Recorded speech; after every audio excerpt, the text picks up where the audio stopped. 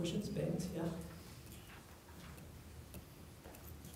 Yeah, I'm also congratulating you to this nice strategy. I must say it's a good basis for new calls. But with today, there'll be some ideas about new calls. I mean, you must have been thinking about that in our field. Or do you want us to come up in the discussion later today with new ideas? How are these thoughts in the management board?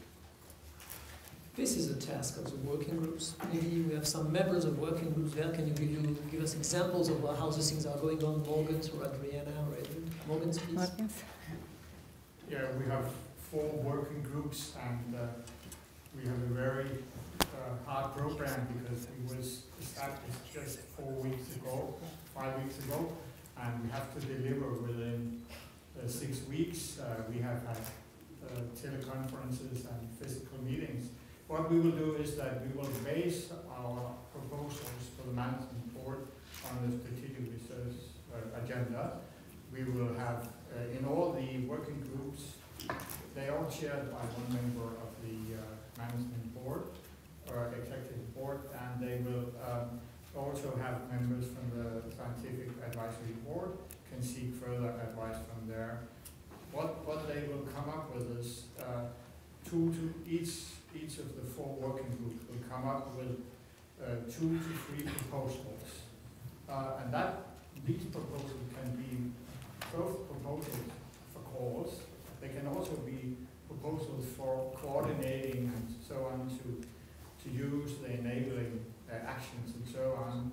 So we're looking forward to that. Then there will be a process of priority and within the management board, because these working groups will come up now this year only with a perspective of 3 to 4 years.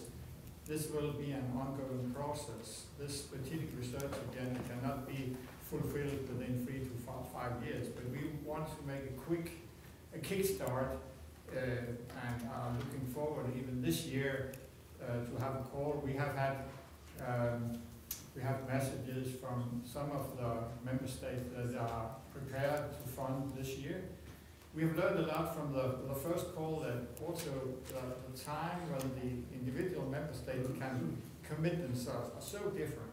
But I myself, I was very amazed to see how quick we moved in last year from May to December. That's extremely quick if you look at this. So I think we are quite unbureaucratic and can manage this.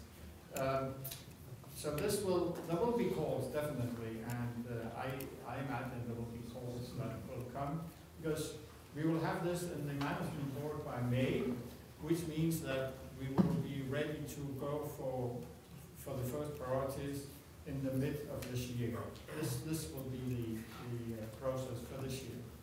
I think it's important to add that each group is being asked to identify large-scale initiatives and smaller-scale initiatives. Each group is being asked to look at the timescales of those and when they should be implemented, and to look at other issues such as, do they involve industry collaboration, or do they involve, can they be done with, separate from that. So there's a whole range of issues being looked at, and the idea is to come up with, across the 4 groups, a large number of large-scale initiatives, smaller-scale initiatives. Then the member states will look at that, and that will give us an idea of the scale of what we're talking about trying to do. And when we've identified that member state, that will put it up to member states then, if I could put it, because that's our next challenge, as to whether we are going to be able to fund and come together to fund large-scale and smaller-scale initiatives. And I think that will be the next big challenge for us, and we will be facing that by May of this year. And once we get over that hump, then we're in a situation where we would anticipate launching calls in 2012 and 2013 and beyond that. And we will have shaped that and identified how they're going to work. And I use the term calls, but I think it's more than calls. We'll be looking at other initiatives in education and training and other areas as well. So the objective here is to actually have a very clear series of implementable actions being identified by May and then beginning to be implemented during this year. Does that help, Dan? Does that give you a clear? Edward? Yes, I would like to comment on that as well. I guess there are some national funders out there in the audience. I'm one, and Rob is one. And I can tell you this exercise has quite a big influence on our national policy making. In the Netherlands, we are reshaping our policies from the traditional bottom-up responsive mode kind of funding to the more thematic kind of funding, and also funding towards public-private partnerships. So to encourage also to take industry into the boat. And this kind of initiatives really helps us to shape our policies, and I think that's one of the most important things, because this is not just complying to an internet with one call or so and raising funds for organizing a call. This is complying to a long-term agenda for the 10-year strategy, and we would like to see all other national policies embark on these policies and to comply to this agenda. And to implement this agenda, it's a really important thing for me is the defragmentation behind it. And defragmentation means to me that's going to decide what you do in your country, but also maybe more important is to go home and say what you're not going to do, what you leave to others, so that you can really make a coordinated effort. So this whole JPND helps us in the Netherlands very much to reshape our national policy, and I think that's a win situation for us all. I will take the opportunity of his questions to thank warmly Heiner, who is there, and if you have a comment on this, because you work hard for doing this working group, put a lot of pressure on that. So if you have a comment on how the things are going, if you think you'll be ready in due time for March, because we will discuss about that in March. Thank you very much. So Rainer from Germany. So yeah, we are organizing these 4 working groups, but Morgan's perfectly summarized what we are doing right now, so I think it's not necessary to add too much. I only can tell you that all the groups are working really hard, and we have a deadline in March 22nd for our final reports. The final reports may be not perfect in wording, but hopefully the facts and the suggestions are really good.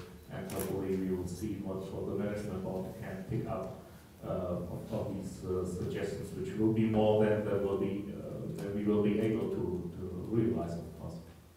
Thank you, Rainer. Other question? Yes, please, Maria. Hi, Maria Isaac from the European Medicine Agency. Thank you very much and congratulations for this initiative.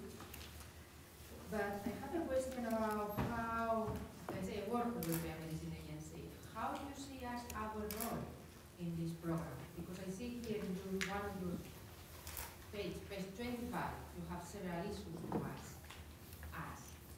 And I don't know if you want us as a source of information, I can tell you the website, this is our guidance for Alzheimer, or this is our guidance for Parkinson's. Or you want to have us, working with advice. I've been working this year, we have people in the regulatory authorities that they've been working 10, 15 years. They have seen the developments of drugs, companies failing, things that work, things that doesn't work. Or you want that, the scientific critical thinking about how to develop drugs. It's not clear to me. And maybe people can help in understanding this. And then I can ask back at home what kind of resources they will need. Well, I think we need all of those resources because we need from you all the information that you can have and you gathered, and this is what we are doing in our mapping exercise, trying to find exactly where we can find sources of things. So knowledge of where the patients are, knowledge of where the needs of the patients are, knowledge of where contact with industries are already. So this is what we need, everything basically of what you have and what you proposed. I mean, if I can add, in terms of the discussions and the points that came up about the regulatory policy and frameworks, I think there are 2 facets to this. One of which is there access to guidance and information in a way that is easily understandable to the research players, and are they engaging with the regulators, whether it's at the European level or nationally, at the right time? That's the first point. The second is that there are policy issues to potentially think about as we go forward.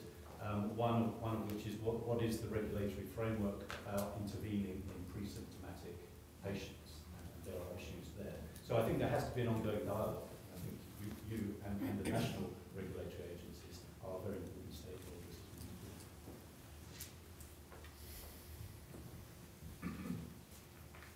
If I may comment, I think that is a two-way street, because if this very thoughtful strategic research agenda is fulfilled, you're not going to have Alzheimer's disease or Parkinson's disease. You're going to have very well characterized subgroups of population for which the current guidelines is useless. And in fact, the data that is going to come out of these studies, this coordinated approach, is going to generate, in fact, new guidelines. And new approaches and new evidence of how all this field needs to be regulated. So what I would encourage everyone is to engage in a dialogue, an early dialogue, and to maintain the dialogue throughout the accomplishment of the strategic research agenda. It's not only a punctual help, I think, but I would see more the results coming out of the JPND feeding into the new generation of thoughtful regulation. And we have practical example in that sense. We had a discussion in July with Maria about the biomarker in Alzheimer's disease and their role in clinical trials. And you've seen our first call is about standardization and harmonization of biomarkers. So I think we'll be keen to know about what's going on in that direction. That, yes. I must say, I'm really happy with your comment from the authorities or EMA. For me, it's obvious that we as clinical researchers, industrial researchers, and researchers from the authorities should collaborate from start. And then we could really avoid what has happened. We have had drugs that really affect this population, but they were roughly not approved because you put up hurdles like quality of life that were made for other patient groups than are severely demanding, for example. So I really welcome your suggestion to an early, very interactive collaboration between industry, academy, and you with the authorities. Thank you, Ben. Thank you, Maria. Any other questions? No, so we'll close our sessions. Just before closing for the coffee breaks, and we'll come back half an hour after, I just would like to thank, first one is Derek Mitchell, our JPND spin doctor, without whom all this wouldn't have been possible in terms of organization, development, and direct contact with commissioners. And also,